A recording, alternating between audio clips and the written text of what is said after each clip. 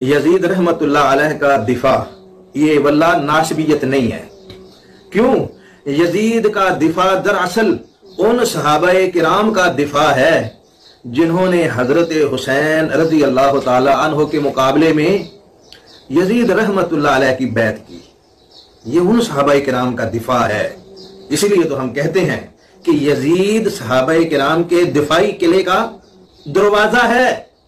یزید دفاعی قلعے کا دروازہ ہے، جس نے اس دروازے کو توڑنے کی کوشش کی وہ صحابہ کرام تک پہنچے گا۔ اس لیے اے میرے اہل سنت کے نوجوانوں، اس دروازے کو توڑنے سے بچاؤ، یزید کے دفاع کے اوپر اکٹھے ہو جاؤ، اس دروازے کو نہ ٹوٹنے دو، نہیں تو یہ صحابہ کرام کی مقدس جماعت تک پہنچیں گے۔ ہمیں غیروں سے کیا گلا، ہمیں تو اپنوں نے ہی ذلیل کیا، غیروں میں کہاں دم تھا، ہمارے اپنوں نے ہی یہ اس دروازے کو توڑنے کی کوشش کی۔ کسی نے کہا چودھری ابو سفیان، اور آج کل کسی نے کہہ دیا صحابہ کرام کی جماعت میں بھی شرک تھا وہ ذات نوات کے حوالے سے۔ واہ یزید تیری کرامت۔ تو آپ تو یزید کے بھی چمچے ہیں، وہ پھر کہتے ہیں چھوٹی قربانی کر لو، بڑے کو بچا لو۔ لیکن سر نہیں، بڑے نے اگر کوئی کام ڈالا ہے تو وہ کیسے بچے گا؟ یہ حدیث صرف ترمذی ابو داؤد کے اندر موجود نہیں ہے، یہ حدیث میرے بھائی مسند ابی داؤد الطیالسی کے اندر بھی موجود ہے، اور اس میں الفاظ یہ ہیں کہ وہ تابعی، یہ پوری حدیث اس طریقے سے ہے، وہ تابعی جب کہتے ہیں نا کہ بدترین بادشاہ ہیں، یہ وہ جب صحابی کہتے ہیں حضرت سفینہ اور 30 سال خلافت ہے، تو وہ کہتے ہیں پھر حضرت معاویہ کون ہے؟ تو انہوں نے کہا حضرت معاویہ جو ہے وہ مسلمانوں کا پہلا بادشاہ ہے، یعنی انہوں نے کہا یہ خلافت راشدہ سے باہر۔ یہاں بھی ہمیں ایکسپوز ہو گیا کہ وہ کس کو سنگل آؤٹ کر رہے تھے۔ ابھی بھی تسلی نہ ہو تو اس کا ایک اور طریق ہے المصنف ابن ابی شیبہ کے اندر، اس میں الفاظ ہیں کہ یہ بنو امیہ بدترین بادشاہت ہیں اور ان کا پہلا بادشاہ معاویہ ابن ابی سفیان ہے۔ انہوں نے اس سب کو کہہ کے یہ بھی بتا دیا سرغنہ کون ہے۔ تو اب اس حدیث میں حضرت سفینہ کا 74 ہجری میں فوت ہونا یزید ابن معاویہ کو یعنی بیچ میں لانے کا ذریعہ نہیں بن سکتا۔ انہوں نے سٹارٹ کیا ہے 41 ہجری سے، صلح حسن سے۔ تو یہ مسئلہ آپ کو کلیئر ہو گیا۔ یہ الحمدللہ ساری کی ساری احادیث میں نے اس ریسرچ پیپر کے اندر ڈالی ہوئی ہیں، انشاءاللہ ہم اپنی ویڈیو کے اندر بھی جو ہے نا وہ ڈسپلے کروا دیں گے۔ تو یہ ایک اوورال پورا آپ کو پکچر کلیئر کر دے گی۔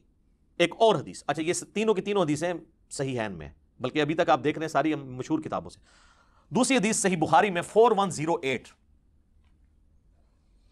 تحکیم کے بعد جب حضرت معاویہ رضی اللہ تعالیٰ عنہ مدینہ شریف آتے ہیں، یہ فتح الباری میں پورا اس کا سیاق و سباق موجود ہے کہ کس موقع پہ ہوا۔ تو بخاری کے الفاظ ہیں کہ حضرت معاویہ وہاں پہ ایک خطبہ دیتے ہیں، اور سیدہ حفصہ جو حضور علیہ السلام کی زوجہ اور ہماری ماں ہے ام المؤمنین، وہ اپنے بھائی عبداللہ بن عمر سے کہتی ہیں کہ جاؤ حضرت معاویہ آئے ہیں اور وہ خطبہ دے رہے ہیں، تم جا کے خطبے میں شریک ہو، یہ نہ ہو کہ تمہاری غیر موجودگی کو کچھ اور ہی سمجھ لیا جائے کہ کچھ سازش ہو رہی ہے۔ تو وہ چلے گئے، اس سے بھی پتہ چلا کہ وہ جانا نہیں چاہتے تھے، تبھی بھیجنا پڑا نا، ظاہر ماں بھی تھی، ام المؤمنین ہونے کی وجہ سے بڑی بہن بھی تھی۔ عبداللہ بن عمر جب وہاں پہنچے تو حضرت معاویہ نے خطبے میں بات کرتے ہوئے کہا کہ تم میں سے جس کو اس امر خلافت کی خواہش ہے نا، تو وہ اپنا سینگ اٹھائے، اپنا سر اٹھائے، میں اس کے باپ سے بھی زیادہ خلافت کا حقدار ہوں۔ اب یہ باتیں چپ کر کے حضرت عبداللہ بن عمر سنتے رہے، یہاں تک تو کلیئر نہیں کہ انہوں نے کس کو یہ ٹونٹ کروائی ہے، لیکن اسی حدیث میں آگے آتا ہے کہ حبیب بن مسلمہ تابعی کہتے ہیں کہ جب مجمع چھٹ گیا تو میں نے عبداللہ بن عمر سے کہا کہ حضرت آپ نے معاویہ کو اسی وقت کیوں نہیں جواب دیا؟ تو پتہ چل گیا وہ کس کے باپ کو کہہ رہے تھے۔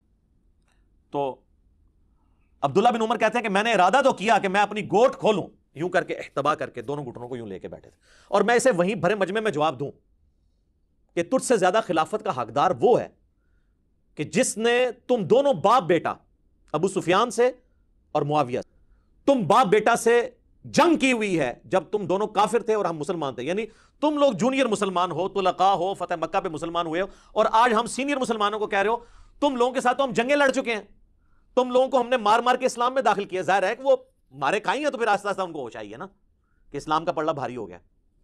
پھر عبداللہ بن عمر کہتے ہیں کہ پھر مجھے جنت کی نعمتیں یاد آ گئیں، پھر میں فتنے کے ڈر سے خاموش ہو گیا۔ حبیب بن مسلمہ کہتے ہیں کہ عبداللہ بن عمر نے خاموش ہو کے اپنی جان بھی بچا لی، اپنی عزت بھی بچا لی۔ ایک ماموں نے دوسرے ماموں سے اپنی جان اور عزت بچا لی، کہتے ہیں نا خال المومنین۔ اچھا عبداللہ بن عمر خال المومنین نہیں ہے؟ عبد الرحمن بن ابی بکر خال المومنین نہیں ہے؟ اور محمد بن ابی بکر خال المومنین نہیں ہے؟ ہمارے باقی سارے خال مومنین کو ایک خال مومنین سے تکلیفیں اٹھانی پڑی ہیں. تو یہ حدیث کے الفاظ بتا رہے ہیں کہ اس وقت فریڈم آف ایکسپریشن کو کس طریقے سے غصب کیا جاتا تھا. بخاری کے الفاظ ہیں کہ مروان بن حکم جو کہ حضرت معاویہ کی طرف سے رضی اللہ تعالیٰ عنہ گورنر تھا حجاز کا، اس نے مسجد نبوی میں خطبہ دیتے ہوئے حضرت معاویہ کے بیٹے یزید کا ذکر خیر کرنا شروع کر دیا. اور اس میں حدیث کے الفاظ ہیں تاکہ حضرت معاویہ کے بعد اس کی بیعت پہ لوگوں کو آمادہ کیا جائے. وہی جو ہمارے حکمران بھی کرتے ہیں امت کے وسیع تر مفاد میں، میرے عزیز ہم وطنوں، وہ ساری باتیں وہی والی. اور انہوں نے کہا کہ بھئی اللہ تعالیٰ نے ہمارے امیر المومنین کو یہ بات سجھائی ہے، وہ چاہتے ہیں کہ اپنے بیٹے کو خلیفہ نامزد کر دیں. تو بخاری کے الفاظ ہیں وہاں پہ عبد الرحمن بن ابی بکر، حضرت بکر صدیق کے بیٹے کھڑے ہوئے، اور یہ وہ بیٹا جو حضرت عائشہ کا سگا بھائی ہے اس اعتبار سے کہ باپ اور ماں بھی کامن ہے. اور امام بخاری ذرا شریف النفس آدمی تھے، انہوں نے صرف اتنا لکھا کہ عبد الرحمن بن ابی بکر کھڑا ہوا اور انہوں نے کچھ کہہ دیا. وہ کیا کہا وہ ہم آپ کو بعد میں بتاتے ہیں. آگے بخاری کے الفاظ چلتے ہیں کہ مروان بن حکم نے کہا پکڑو اس کو. تو پتہ چل گیا کوئی چوبے والی بات کی. تو حضرت عبد الرحمن بن ابی بکر جو ہے وہ چونکہ مسجد نبوی میں بیٹھے ہوئے تھے، فوراً سے حجرہ عائشہ میں داخل ہو گئے اپنی بہن کے پاس. تو اب ظاہر ہے کہ سیدہ عائشہ کی تو کوئی تو اس طریقے سے نہیں کر سکتا تھا. تو اس کا غصہ نہیں ٹھنڈا ہوا. مروان بن حکم نے باہر سے ہی کہا کہ ابو بکر کے بیٹے، وہ تیرے بارے میں قرآن میں آیت نازل ہوئی ہے سورہ الاحقاف کی آیت نمبر 17 کہ یہ کہتا ہے کہ میرے ماں باپ مجھے کہتے ہیں کہ مرنے کے بعد زندہ کیا جائے گا، اللہ کے حضور پیش ہونا ہے. تو یہ تو اگلے لوگوں کی سٹوریاں ہیں. ابو بکر کے بیٹے تو ہی ہے، یہ تو ہی وہ کافر ہے جس کے بارے میں یہ آیت نازل ہوئی، نعوذ باللہ. اسی لیے سورہ احقاف کی تفسیر میں ابن کثیر کو یہ حدیث لانی پڑی ہے. اور امام بخاری نے بھی سورہ احقاف کی تفسیر والا جو چیپٹر ہے نا اس کے اندر یہ حدیث لی ہے. یہ کہتے ہیں شان نزول بتائیں. لو لبو شان نزول، شان نزول کا تمہیں بڑا شوق ہے نا، آگے پیچھے سیاق و سباق بھی بتائیں، سلف کا فام بھی بتائیں، فام لے لو سارے. تو بخاری کے الفاظ ہیں حضرت عائشہ کو غصہ آیا، انہوں نے اندر سے کہا کہ حضرت پھر عائشہ کا غصہ نہیں ٹھنڈا، انہوں نے کہا ہاں تیرے بارے میں نبی علیہ السلام نے فرمایا تھا جب تو اپنے باپ کی پشت میں تھا کہ حکم پر لعنت، اس کی اولاد پر لعنت. تو اسی حکم کا بیٹا ہے نا مروان بن حکم، تو اسی لعنت کا ٹکڑا ہے اپنے باپ کی. تم باپ بیٹا پہ تو رسول اللہ نے لعنت کی ہوئی ہے. اور ان کو مدینہ بدر کر دیا تھا نبی علیہ السلام نے. حضرت عثمان کے رشتہ دار تھے، پورا زور لگایا، حضرت ابوبکر نہیں مانے، حضرت عمر نہیں مانے. پھر جب حضرت عثمان خلیفہ بنے تو انہوں نے حسن سلوک کی وجہ سے ان کو لے آئے، اور پھر یہی باپ بیٹا گاٹے فٹ ہو گئے. حضرت عثمان کی شہادت کا سبب یہی مروان بنا ہے. پھر حتیٰ کہ انہوں نے اپنی بیٹی کا رشتہ بھی کر دیا. اور اس پہ ترا وہ فدق بھی اس کے حوالے کرتا. میں لفظ استعمال کر رہا ہوں، کسی کو شاید یہ برا لگ رہا ہو کہ جی اجتہادی غلطی کیوں کہہ رہا ہے، اس لیے کہ اوورآل ان کا جو سٹانس ہے نا وہ ریلیجن کو سپورٹ کرنے والا ہے. اگر وہ نہ ہوتا تو میں اس کو پھر فاش غلطی کا لفظ بول دیتا، لیکن میں نہیں بولتا. تو اس حدیث کے اندر یہ لعنت کے الفاظ، بلکہ مسند ابی یعلا کے اندر اس کو سپورٹیو ایک حدیث ہے کہ حسن و حسین بیٹھے ہوئے تھے علیہم السلام، اور مروان مدینہ کا حاکم خطبہ دے رہا تھا، اور اس نے اس میں کہا کہ اہل بیت تو ہے ہی لعنتی لوگ، نعوذ باللہ. تو حضرت حسین سے پھر صبر ہوتا تھا.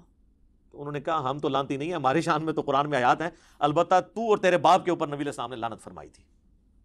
تو یہ جو روایتیں ہیں نا اس کو سپورٹیو کئی ایک روایتیں ہیں کہ یہ لعنتی لوگ تھے. لعنت عربی میں کہتے ہیں اللہ کی رحمت سے دور لوگ، یا اس کو آپ ہماری زبان میں کہتے ہیں منحوس لوگ، نحست پہ ہی جنہ ہوتے. ٹھیک ہے، یہ آپ کو پتہ چل گیا کہ یہ کہتے ہیں نا جی وہ یعنی بڑا مشورہ ہوا، یہ وہ جی اتنے صحابہ نے بیعت کر لی تھی، یہ کس طریقے سے یہ تحفہ مسلط ہوا ہے امت کے اوپر، بلکہ شخصیات کے ساتھ تھا. جس طرح حذیفہ ابن یمان کو نبی صلی اللہ علیہ وآلہ وسلم نے، صحیح بخاری میں آتا ہے کہ منافقین کے نام بتائے تھے. کن منافقین کے؟ جو صحیح مسلم میں آتا ہے کہ جنہوں نے نبی علیہ السلام کے اوپر قاتلانہ حملہ کیا تھا غزوہ تبوک سے واپسی پہ، جن کے بارے میں مسلم کی اسی حدیث 7035 میں کہ میرے صحابہ میں 12 منافقین ہیں، ان میں 8 ایسے ہیں ان کی پشت کے اوپر ایک دوبیلا پھوڑا نکلے گا اور اس سے ان کی موت ہوگی. جو میں نے نہیں آپ کو بتانا کہ کس کس کی موت دوبیلا پھوڑے سے ہوئی ہے، یہ اپنے علماء سے پوچھ کے چلیں. ٹھیک ہے، تو اس بخاری کی حدیث میں آتا ہے کہ حضرت ابو ہریرہ کہتے ہیں دوسرا میں ظاہر کر دوں تو میری گردن کاٹ دو. اب اس کی ایکسپلینیشن صحیح بخاری کے اندر ہی موجود ہے. تابعی کہتے ہیں سعید بن عمر، وہ کہتے ہیں میں مسجد نبوی میں بیٹھا ہوا تھا اور حضرت ابو ہریرہ رضی اللہ تعالیٰ عنہ اور مروان بن حکم یہ دونوں مسجد نبوی میں موجود تھے.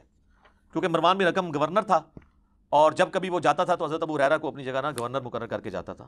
لیکن یہ نہیں کہ حضرت ابو ہریرہ ان کے کوئی اعلی کار بنے تھے، وہ سچائی کرتے تھے. میرا پچھلے دنوں ایک کلپ ریکارڈ ہوا ہے انس بن مالک شیعہ، آپ دیکھ لیں، اس میں میں نے انس بن مالک اور ابو ہریرہ کا دفاع کیا. تو وہ کہتا ہے کہ جی میں بیٹھا ہوا تھا مروان بن حکم، حضرت ابو ہریرہ بھی، تو حضرت ابو ہریرہ نے کہا مجھے صادق اور مصدوق نے یہ فرمایا تھا، سچے نے اور جس کی تصدیق کی گئی، کہ میری امت کی ہلاکت خاندان قریش کے نوجوان لڑکوں کے ہاتھ میں ہوگی۔ اب وہ ڈائریکٹ تو نہیں کہہ سکتے تھے بنو امیہ یا بنو مروان، وہ تو مسند ابی یعلا کے اندر موجود ہے حدیث۔ حضرت ابو ہریرہ روایت کر رہے ہیں کہ نبی علیہ السلام نے اپنی وفات سے چند دن پہلے خواب دیکھا کہ بنو حکم کے جو بندر ہیں وہ میرے ممبر کے اوپر کود رہے ہیں، اور پھر وفات تک حضور کو مسکراتے ہوئے نہیں دیکھا گیا، یعنی آپ اتنے دکھی ہوئے، آپ کو بتا دیا گیا تھا کہ آپ کے ممبر پہ یہ مسلط ہو جائیں گے۔ تو حضرت ابو ہریرہ کہتے ہیں کہ یہ بنو جو قریش ہیں ان کے ہاتھوں اس امت کی تباہی ہونے والی ہے۔ یہ سن کر مروان کہنے لگا ان چھوکروں پر اللہ کی لعنت ہو، حالانکہ وہ خود بھی تھا اس میں شامل نا۔ تو حضرت ابو ہریرہ نے فرمایا اگر میں چاہوں تو میں بنو فلاں اور بنو فلاں کا نام لے لے کر بتا سکتا ہوں کہ وہ کون ہے، ظاہر ہے وہی تھا نا حکمران، تو اب وہ نام لیتے تو پھر حضرت ابو ہریرہ بھی شہادت کے درجے پہ پہنچتے نا، تو وہ انہوں نے آخری درجہ اڈاپٹ کیا، اور یہ جائز ہے۔ یہ بعض لوگ جو تان کرتے ہیں نا حضرت ابو ہریرہ کے اوپر، بھائی آپ حضرت ابو ہریرہ کو حسین ابن علی تو نہ سمجھیں۔ مسلم شریف میں حدیث ہے کہ برائی کو ہو سکے تو ہاتھ سے روکو، ہاتھ سے نہیں روک سکتے تو زبان سے، نہیں تو کم از کم دل میں برا جانو۔ تو یہ حضرت ابو ہریرہ درمیان کے درجے میں تھے، زبان سے بھی کچھ بیان کیا اور دل میں تو ظاہر ان کو برا سمجھتے تھے۔ تو کہتے ہیں میں چاہوں تو فلاں فلاں بتا سکتا ہوں۔ راوی حدیث کہتے ہیں جب وہ لوگ شام کے حکمران بن گئے تو میں اپنے دادا اس صحیح تابعی کے ساتھ بنو مروان کے پاس جایا کرتا تھا، تو میرے دادا جان جب ان کم عمر لڑکوں کو حکمران دیکھتے تھے تو کہتے تھے مجھے لگتا ہے یہ وہی لڑکے ہیں جن کا ذکر حضرت ابو ہریرہ کیا کرتے تھے، اور جو اسی حدیث کے اندر موجود ہے، وہ حدیث کا راوی کہہ رہا ہے۔ اور آپ بہتر جانتے تھے، یعنی وہ ان کا پوتا کہتا ہے صحیح تابعی بہتر جانتے تھے کہ یہی وہ لوگ ہیں جن کے بارے میں۔ اسی کو سپورٹیو حدیث صحیح مسلم میں حضرت ابو ہریرہ کہتے ہیں کہ نبی علیہ السلام نے فرمایا تھا کہ قریش کا یہ قبیلہ میری امت کی اینٹ سے اینٹ بجا دے گا۔ قریش کا قبیلہ کون سا؟ بنو امیہ۔ تو نبی علیہ السلام سے صحابہ نے پوچھا کہ یا رسول اللہ آپ ہمیں کیا حکم دیتے ہیں؟ تو آپ نے فرمایا کہ میں امت کو یہ حکم دیتا ہوں کاش میری امت ان سے الگ رہے، اس سسٹم کا حصہ نہ بنے، لیکن یہ امت کی بدقسمتی ہے کہ اس سسٹم کا حصہ بنی۔ تو یہ میرے بھائیوں آپ کو یعنی پتہ چل گیا یہ لونڈے کون تھے، یہ بنو امیہ ہی کے تھے۔ ایون یہ جو ابن حجر اسقلانی نے فتح الباری میں انہی احادیث کی شرح کے اندر لکھا ہے کہ ان لونڈوں میں پہلا لونڈا جو ہے وہ یزید ابن معاویہ ہے۔ اب میرے بھائیوں اس کو میں کنکلوڈ کرتا ہوں، تین اس کے سیاہ کارنامے جو بڑے بڑے ہیں نا، جو تاریخ کی کتابوں میں نہیں بخاری مسلم کے اندر رپورٹ ہوئے ہیں۔ پہلا، خانہ کعبہ کے اوپر حملہ عبداللہ بن زبیر کو شہید کرنے کے لیے، کامیاب تو نہیں ہوا، بعد میں وہ شہید ہوئے عبد الملک بن مروان کے دور کے اندر، لیکن یہ غلاف کعبہ کا شہید ہونا یزید ابن معاویہ کے دور کے اندر خانہ کعبے پہ حملہ کر کے اس کی حرمت کو پامال کرنا، یہ صحیح مسلم میں حدیث موجود ہے 3245 نمبر۔ دوسرا واقعہ ہرہ، کیونکہ جب سیدنا حسین شہید کر دیے گئے تو اہل مدینہ نے بیعت یزید کی توڑ دی، انہوں نے کہا اب کون سا خیر باقی رہ گیا، تو اس کے ریونج میں یزید نے چڑھائی کر دی مدینے کے اوپر۔ جو یہ کہتے ہیں جی وہ یہ تاریخی باتیں ہیں جی 600 صحابیات جو ہیں وہ نعوذ باللہ ان کے ساتھ بدکاری ہوئی اور صحابہ قتل ہوئے، مسجد نبی میں گھوڑے باندھے گئے، اس کو تو چھوڑ دیں سر، آپ انکار کریں واقعہ ہرہ ہوا ہی نہیں ہے، پھر ہم آپ کو کہیں گے بخاری مسلم میں واقعہ ہرہ موجود ہے، ٹھیک ہے۔ بخاری میں یہ حدیث 2601 2959 4024 4906، مسلم 3339 3319 3323 سے جو ہے ٹیٹرا 3 تک، جس میں یعنی اہل مدینہ سے ریلیٹڈ احادیث بھی موجود ہیں کہ جو اہل مدینہ کو ڈرائے گا دھمکائے گا اس پہ اللہ کی لعنت، اللہ کے فرشتوں کی لعنت، تمام لعنت کرنے والوں کی لعنت، جو مدینہ میں بدعت جاری کرے گا اس پہ اللہ کی لعنت، اللہ کے فرشتوں کی لعنت، تمام لعنت کرنے والوں کی لعنت، اللہ تعالیٰ نہ اس کو کوئی فرض قبول کرے گا قیامت والے دن، نہ کوئی نفل قبول کرے گا۔ واقعہ ہرہ کا ذکر موجود ہے، یزید نے قتل عام کیا، اور یہ واقعہ ہرہ اتنا سینسٹیو واقعہ ہے کہ اس کے اوپر پردہ ڈالا نہیں جا سکتا۔ کہتے ہیں سلف کا فہم یہی وہ واقعہ ہے جس کی وجہ سے امام احمد بن حنبل نے یزید کے اوپر بڑے سخت کمنٹس کیے تھے، کیونکہ اس میں تو کئی صحابہ شہید ہوئے ہیں۔ وہی ابن جوزی کی کتاب کے اندر پوری سند کے ساتھ امام ابن جوزی نے الرد علی المتعصب العنید المانع من ذم یزید میں احمد بن حنبل کا قول نقل کیا، اور شیخ زبیر الزئی رحمہ اللہ تعالیٰ نے اسی کتاب سے حوالہ لیا ہے، بلکہ میری ویڈیو میں انہوں نے 1 to 1 مجھے پڑھ کے بھی بتایا تھا، اس وقت صرف عربی میں کتاب تھی۔ ابن جوزی نے اس کتاب میں نقل کیا ہے کہ امام اہل سنت احمد بن حنبل المتوفی 241 ہجری نے اپنے شاگرد سے فرمایا ابن یحییٰ کو، جب اس نے یزید ابن معاویہ کے بارے میں پوچھا تو احمد بن حنبل کہنے لگے یزید وہی ہے جس نے مدینے والوں کے ساتھ وہ کرتوت کیے جو اس نے کیے۔ میں نے پوچھا اس نے کیا کیا؟ فرمایا اس نے مدینے کو لوٹا۔ میں نے پوچھا کیا ہم یزید سے کوئی حدیث لے سکتے ہیں؟ فرمایا یزید سے حدیث مت بیان کرو، اور کسی کے لیے جائز نہیں کہ وہ یزید سے کوئی ایک حدیث بھی بیان کرے۔ میں نے پوچھا جب یزید نے یہ سب حرکتیں کی تھی تو اس کا ساتھ کس نے دیا تھا؟ تو انہوں نے فرمایا اہل شام نے۔ یہ کہتے ہیں جی کوفی تھے حضرت حسین کو شہید کرنے والے۔ بھائی وہ کوفہ کے اگر الفاظ بخاری میں آتے ہیں کہ عبداللہ بن عمر نے کہا کہ جب ان سے مکھی اور مچھر کا مسئلہ پوچھا گیا، انہوں نے کہا تم لوگ یہ بات کرتے ہو، تم نے تو حسین ابن علی کو شہید کر دیا، جن کے بارے میں نے نبی اسلام سے خود سنا تھا کہ حسن و حسین دنیا میں میرے دو پھول ہیں، بخاری میں حدیث ہے۔ وہ کہتے ہیں وہ کوفیوں کو، انہوں نے کہا سر ظاہر ہے کہ کوفی انڈر کس کے تھے؟ آج اگر کوئی کہتا ہے پنجاب پولیس، تو گورنمنٹ آف پاکستان کے انڈر ہے نا، یہ تو نہیں کہا جائے گا کہ پنجاب پولیس کا پرائم منسٹر سے کوئی تعلق نہیں ہے۔ تو کوفہ ایک صوبہ تھا شام کا، تو ڈائریکٹ عبید اللہ ابن زیاد کو گورنر کس نے لگایا ہوا تھا؟ یزید ابن معاویہ نے۔ کہتے ہیں جی وہ پتہ ہی نہیں چلا جی، وہ بس مار دیا، بعد میں یزید بہت پچھتایا۔ اچھا جی پچھتایا، پھر اس نے عبید کو قتل کروا دیا قصاصاً، اس کو گورنری سے ہٹا دیا؟ نہیں۔ اور یہ تو بخاری کے اندر ہے، یہ تیسرا سیاہ کارنامہ جو قتل حسین والا ہے، کربلا کا ذکر کہتے ہیں جی بتائیں، تو یہ بخاری کے اندر 3748 نمبر حدیث، جس میں حسین علیہ السلام برأس الحسین امام بخاری نے لکھا ہے، جو انہوں نے عربی میں رکھا اور اردو سے ترجمے سے ہی نکال دیا۔ اسلام 360 میں بھی عربی میں لکھا ہے حسین علیہ السلام، اردو میں رضی اللہ عنہ کر دیا ہے۔ sunna.com پہ لکھا ہے علیہ السلام عربی میں، اردو میں رضی اللہ عنہ کر دیا۔ تو یہ بخاری میں کربلا کا ذکر اس حوالے سے موجود ہے، ترمذی میں بھی ہے، ترمذی میں 3778 ہے کہ جب حسین ابن علی کا سر کاٹ کر عبید اللہ ابن زیاد کے سامنے تشت میں لایا گیا، والعیاذ باللہ تعالی، اللہ کی لعنت ہو، تمام فرشتوں کی لعنت، تمام لعنت کرنے والوں کی لعنت، جن لوگوں نے حسین ابن علی کے ساتھ یہ سب کچھ کیا، آمین۔ اور دیکھیں ہمارے وہ اہل حدیث حضرات یہ حدیث لکھ کے نیچے شرح کیا کر رہے ہیں، اس حدیث کے الفاظ سنیں کیا ہیں کہ جی جب سر کاٹ کے رکھا گیا تو وہ چھڑی سے کوریدنے لگا، تو انس ابن مالک وہاں تھے، انہوں نے کہا جب اس نے حسن میں کوئی بات کی تو انس ابن مالک نے کہا کہ حسین ابن علی سب سے زیادہ نبی الاسلام کے ہم شکل تھے، اور اس میں الفاظ ہیں کہ اس وقت حسین کی داڑھی اور سر کے بالوں میں وسما کی بوٹی سے رنگا ہوا تھا، کالے رنگ سے۔ ظاہر حضور اسلام کی بھی داڑھی وفات تک کالی رہی ہے، تو حضرت حسین کی تو نہیں رہی، وہ رنگتے تھے۔ اس کی شرح اہل حدیث نے نیچے کی ہے کہ یہ وسما ایک بوٹی ہے جو بالکل کالا تو نہیں کرتی، ڈارک براؤن کرتی ہے، حالانکہ یہ بھی غلط لکھا ہے، وہ کالا کرتی ہے۔ یہ شرح ہوئی ہوئی ہے، اور جو اوپر اتنی بڑی بات لکھی ہے کہ حسین کا سر کاٹا گیا چھڑیے او چھوڑیے اے شرح پیوں دیجیے، یہ شرح کہنا چاہیے، تاہی تو اللہ نے سانو چھاڑ دیتا ہے نا۔ وہ عبداللہ بن عمر نے شرائط کے ساتھ بیعت کی تھی، اور مجھے بتائیں وہ کہتے ہیں نہیں بخاری مسلم میں آتے ہیں عبداللہ بن عمر جا کے نا مدینہ شریف میں لوگوں سے کہتے تھے کہ بیعت نہ توڑو یزید کی۔ اچھا وہ جن لوگوں سے جا کے کہہ رہے تھے وہ بریلوی دیوبندی اہل حدیث تھے، شیعہ تھے، یا صحابہ اور تابعین تھے؟ تو ان صحابہ اور تابعین کی قول کی کوئی قدر نہیں ہے۔ ہم سمجھتے ہیں کہ اس میں عبداللہ بن عمر کا قول شاذ ہے، اکثریت کا وہی موقف تھا۔ اور پھر عبداللہ بن زبیر جو ڈٹے رہے آخری وقت تک، وہ صحابی نہیں ہے، ایک قول لے لیتے شاذ۔ او عبداللہ بن عمر تو پھر دیکھ لیں آپ، صحیح بخاری میں آتا ہے عبداللہ بن عمر جو پوری زندگی بنو امیہ کا ساتھ دیتے رہے نیوٹرل بن کے، کبھی ان کا حصہ نہیں بنے، لیکن نیوٹرل بننا بھی ساتھ تھا، آخری عمر میں تو وہ پچھتاتے تھے۔ صحیح بخاری میں آتا ہے ان کو تو قتل ہی حجاج بن یوسف نے کروایا، ان کے پاؤں میں نیزہ مروا کے۔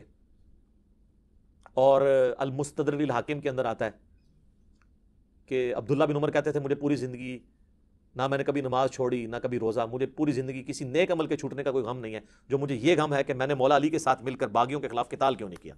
تو آخری عمر میں جو عبداللہ بن عمر کو بات سمجھ آئی نا، وہ حضرت علی کو ساتھیوں کو ان کی زندگی میں سمجھ آ گئی، کچھ کو واقعہ ہررا کے بعد سمجھ آئی، اور حضرت عبداللہ بن عمر کو آخری عمر میں سمجھ آئی جا کے۔ بہرحال حضرت عبداللہ بن عمر کا رجوع اس میں مل گیا، لہٰذا ان کے پیچھے کوئی نہ چھپے گا جی وہ بیعت سے روکتے تھے۔